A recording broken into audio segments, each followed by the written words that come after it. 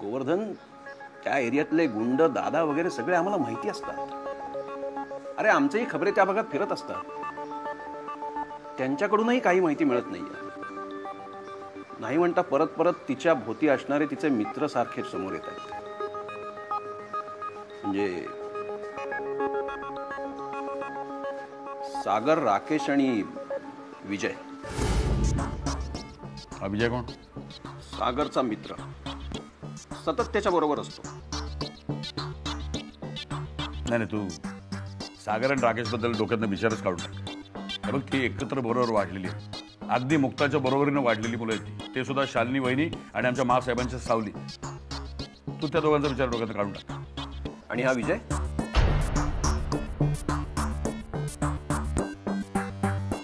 त्याच्याशी एकदा माझ्या भाषेत बोललंच पाहिजे.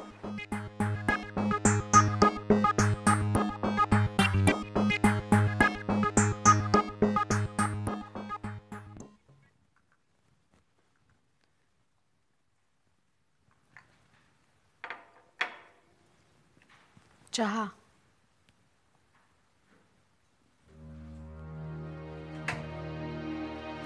सॉरी, म्हणजे मला मान्य आहे माझी चूक, पण म्हणून काही लगेच तुम्ही तो हार नेऊन मासाहेबांना द्यायला नको होता. खरंच बाबा, तुमचं थोडं चुकलं. म्हणजे तुम्ही डायरेक्ट पोलीस कंप्लेंट करायला हवी होती. नाही, मी तेच करणार होतो पण नंतर मग नातेवाईकांचा विचार मनात आला. शिवाय हिचेही नातेवाईक त्याच्यात गोवले गेले असते, म्हणून म्हटलं की डायरेक्ट मासाहेबांनाच तो हार द्यावा. हो, पण अगदी जरी केली असती तुम्ही कंप्लेंट, तरी काय लगेच दिवाकरला आणि अरुण भाऊजींना पोलिसांनी पकडून थोडीच नेलं असतं. का नसते केली अटक? ते खूप श्रीमंत आहेत म्हणून? आई, पण ही गोष्ट आज ना उद्या बदलेल. आज कायदा सर्वांसाठी समान आहे, पण तरीही कागदावर छापण्यापर्यंतच आहे. पण पैसेवाल्यांची ही दादागिरी ह्यापुढे चालणार नाहीये. त्यांनाही इतर सामान्यांप्रमाणेच उत्तर द्यावी लागतील. गौरी, तू शांत हो. नाही बाबा, मी आता शांत नाही राहणार. ह्यावर मी एक स्टोरी करणार. मग भले त्यात आईच्या माहेरच्यांची नावं आली ना तरी चालतील. अगं, पाहिलत ना कशी स्वतःच्याच आईला धमकी देऊन गेली ते.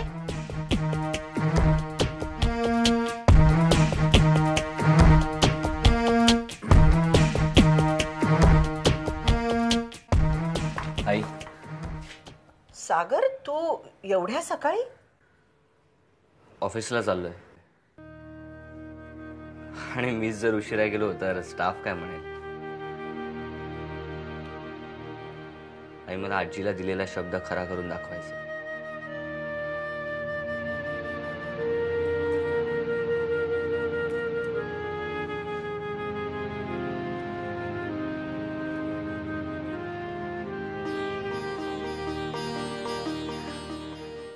देवासमोर खडी साखर ठेवून येते.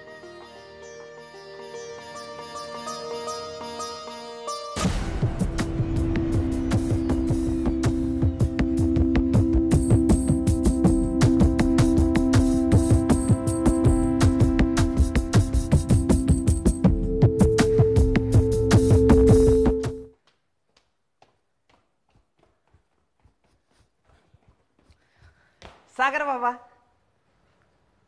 हे काय? दही.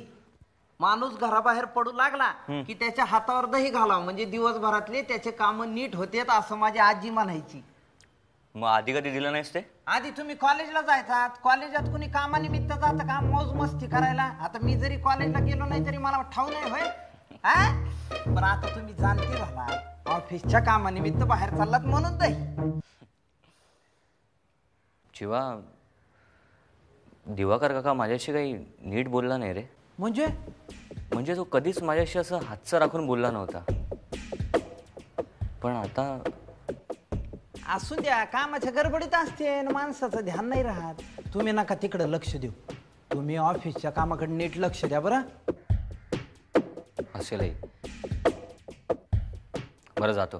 छा, आता काय झालं? जातो म्हणीत जाऊ नये, बाहेर जाताना येतो म्हणीत जाव. यापुढे हमेशा ध्यानात ठेवा. बरं, येऊ. या.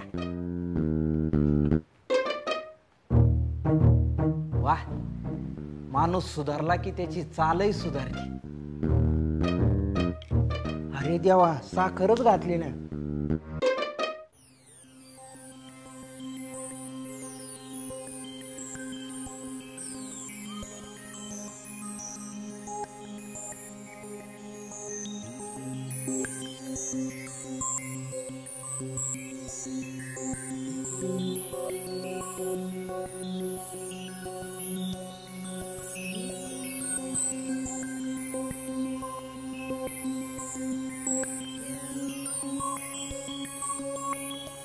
राकेश बाबा,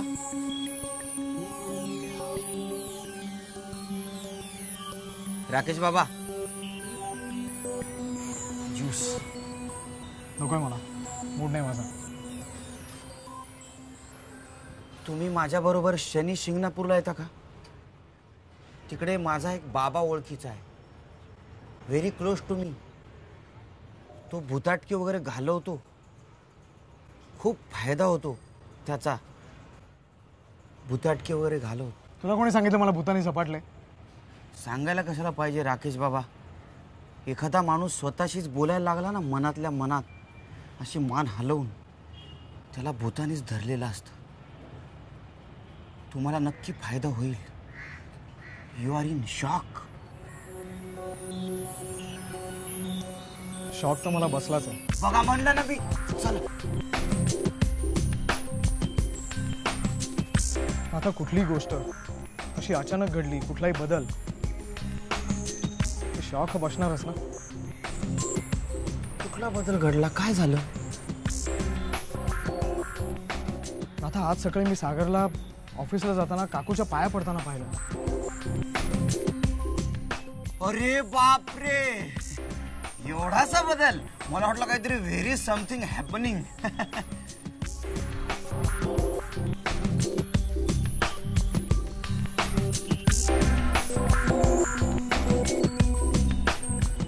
That's very surprising.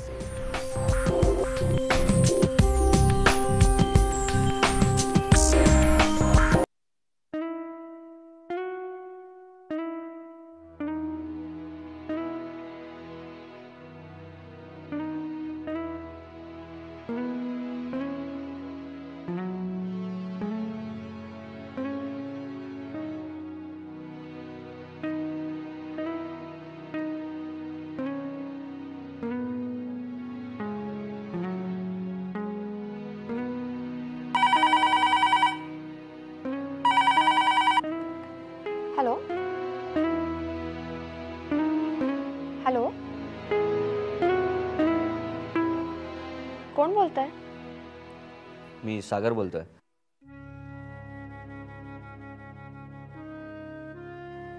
तू बरा आहेस ना? मी काय मजेत. इनफॅक्ट खूप आनंदात आहे मी आज. म्हणजे मी काहीतरी वेगळीच फिलिंग एक्सपिरियन्स करतोय. सागर, आहेस कुठे तू? आपलं अमृत डेअरीचं ऑफिस. ऑफिसमध्ये? हो, आजीने मला परवानगी दिली ऑफिस जॉईन करायला. तुला सांगतो मुक्ता, इतकं बरं वाटतंय ह्या केबिनमध्ये, ह्या खुर्चीवर बसल्यावर.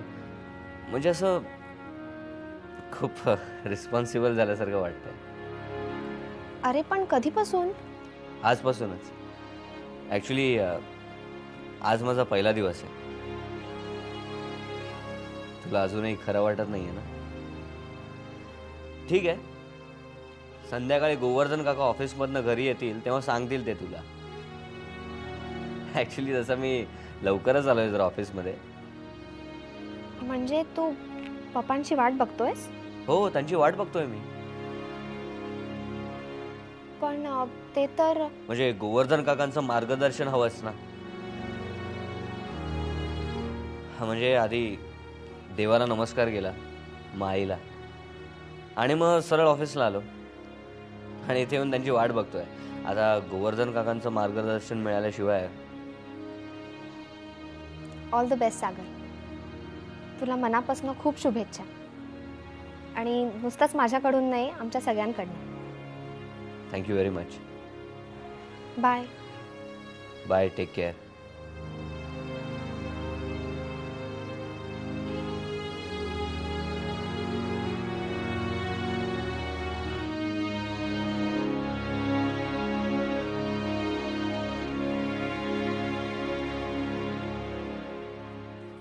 काकू सागर आहे का ग?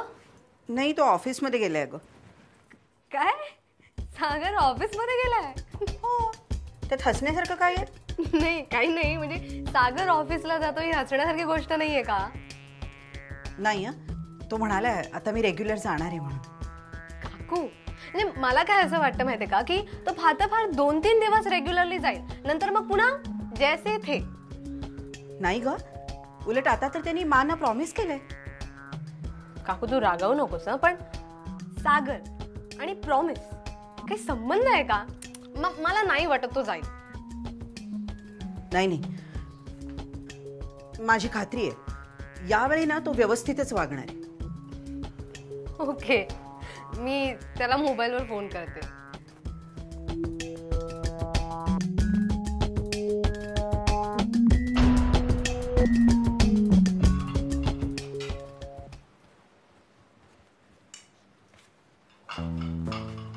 पप्पा आता कसला अभ्यास चाललाय? एकदा म्हणता रिटायर्ड लाईफ एन्जॉय करायचंय, मग आता ही कामं कसली? अगं अभ्यास नाही, हा आमचा अभ्यास चाललाय. काय असतं, कामावर जात नाही म्हणून बाकी काही कामं नाहीत मला. शेअर मार्केट आहेच की, शेअर मार्केट बघायला नको. काय असतं, दुसऱ्या डेअरीची काय परिस्थिती आहे बघून आपण आपली स्ट्रॅटेजी ठरवायची असते ना. पप्पा तुम्हाला माहित नसेल कदाचित, काय? सागरचा फोन आला होता. त्याने ऑफिस जॉईन केलंय. तुम्ही ऑफिसला जात नाही आहात हे त्यालाही माहित नसेल. गुड. मासाहेबांची एक चांगली मूव. ना तरी मासाहेबांना एक हेल्पिंग हँड हवाच होता, जो मनापासून मासाहेबांबरोबर काम करेल. गोवर्धन, तुझी जागा कोणी घेऊ शकणार आहे का रे? आणि सागर किती लहान आहे अजून, त्याला 1-2 वर्षांचा तर अवधी लागेल ना सगळं शिकायला. तोपर्यंत काय तू काय करायचं ठरवलंयस? काहीही ठरवलेलं नाही. प्लॅनिंग करून आजपर्यंत आयुष्यात काही व्यवस्थित घडलंय का बघूया, काय होईल ते बघूया. पप्पा मग तुम्ही स्वतःचा एखादा बिझनेस का नाही चालू करत? मी जॉईन होईन तुम्हाला. ए मुक्ते, आधी कॉलेजचं शिक्षण पूर्ण करायचं आणि नाही ते उगीच भरवू नको त्याच्या डोक्यात. हे वय आहे का त्याचं पैशाची टेन्शन्स घ्यायचं? बघा पप्पा, आत्या तुम्हाला म्हातारा म्हणतेय आणि ही वयाने मोठी ना तुमच्याहून. म्हणू दे काय, अगं ती म्हणते एका दृष्टीने खरंच आहे. या कंपनीशिवाय आयुष्यात मी दुसऱ्या कंपनीचा विचारच केला नाही आजपर्यंत. आयुष्यातली फार महत्वाची उमेदीची वर्ष या कंपनीसाठी खर्ची टाकली. या कंपनीच्या प्रतिष्ठेला जरा धक्का बसतोय ही शंका सुद्धा मनाला अस्वस्थ करते मला.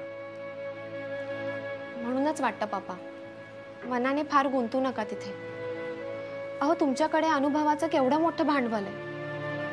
मनात ठरवलं ना तर काही अशक्य नाही. अहो तुम्हाला कन्सल्टंट म्हणून कोणतीही मोठी कंपनी हसत बोलवेल. बघूया, विचार करूया, काही निर्णय हा घ्यावाच लागेल.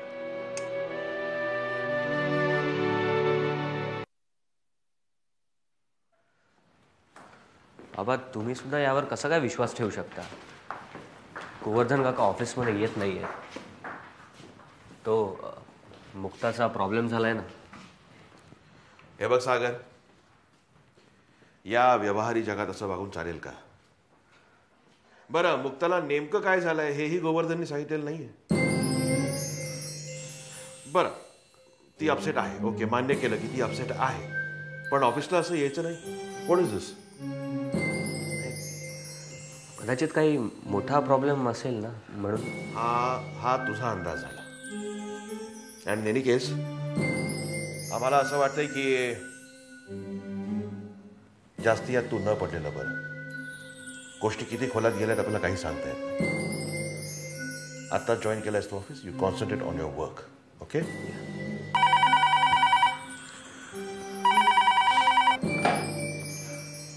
हॅलो, हां, या.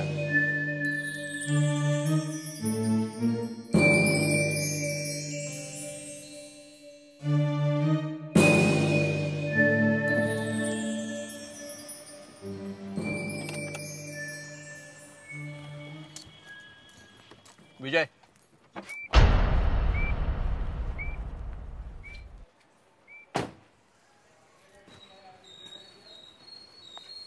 ACP जयंत कामत. हो, म्हणजे सॉरी, आज युनिफॉर्म नाही ना म्हणून ओळखलं नाही. अरे आम्ही युनिफॉर्ममध्ये नसलो तरी कायम ड्युटी करत असतो. ओके, हो तेही खरंच आहे म्हणा. मुक्ता मुक्ता प्रभू ओळखतोस ना तिला?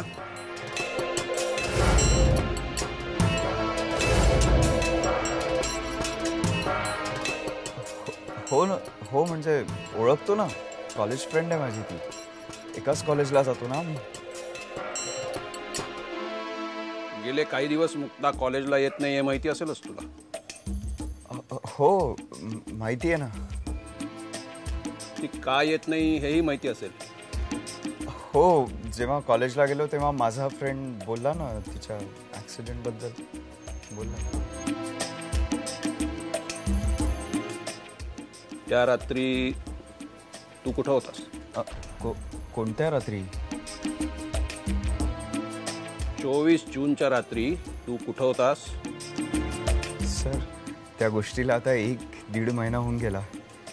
असं आठवत नाही आता नीट मला. आठव आठव जरा ताण दे स्मरणशक्तीला, म्हणजे आठवेल सगळं. नाही म्हणजे हा सर मी सागर बरोबर होतो त्या रात्री. सागर बरोबर? हा. कुठे होतात तुम्ही? म्हणजे एका मित्राकडे पार्टी होती त्याच्याकडेच होतो आम्ही.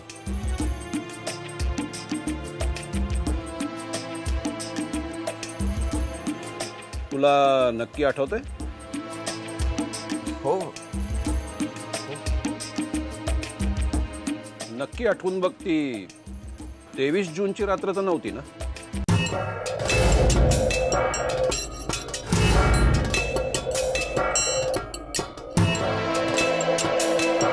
चोवीस जूनला कदाचित काहीतरी वेगळं घडलं असेल. नाही सर तिथेच होतो, बरोबर आठवत आहे मला. तिथेच होतो आम्ही. हा त्याच्या दुसऱ्या दिवशी जेव्हा कॉलेजला गेलो तर कोणीतरी मला ऍक्सिडेंट बद्दल बोललं होतं. मुक्ताचा ऍक्सिडेंट कसा झाला असं वाटतं तुला? नाही म्हणजे त्याबद्दल मी काय सांगणार. बरं येऊ मी?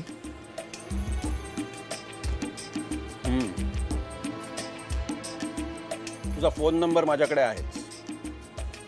मी फोन करीन तुला परत. पण जरा डोक्याला ताण दे आणि आठव त्या रात्री काय झालं ते. ठीक आहे? निघ.